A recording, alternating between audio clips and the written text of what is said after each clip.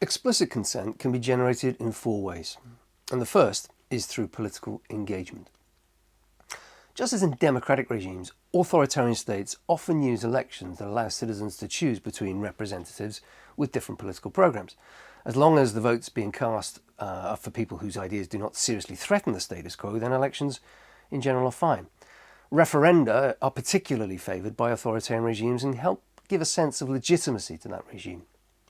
Hitler called for referenda to help consolidate his regime, and this one, from 1938, certainly encouraged the electorate to vote yes in favour of the Austrian Anschluss.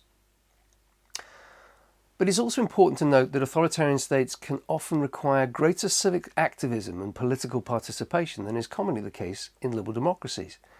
Good citizenship in more totalitarian regimes might be defined by membership of a democratically elected street committee tasked with improving the material conditions of residents in the neighbourhood.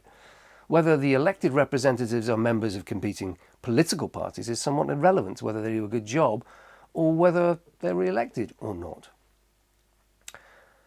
Long-lasting authoritarian regimes also successfully generate explicit consent from those individuals who are co-opted into the state party or state power apparatus.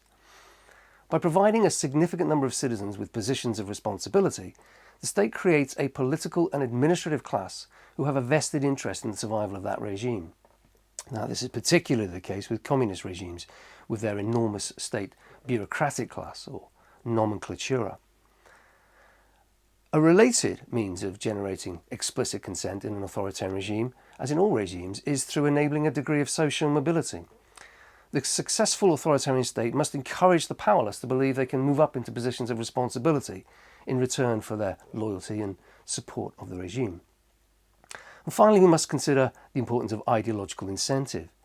These are not people who are passive victims of propaganda and indoctrination, but genuine believers.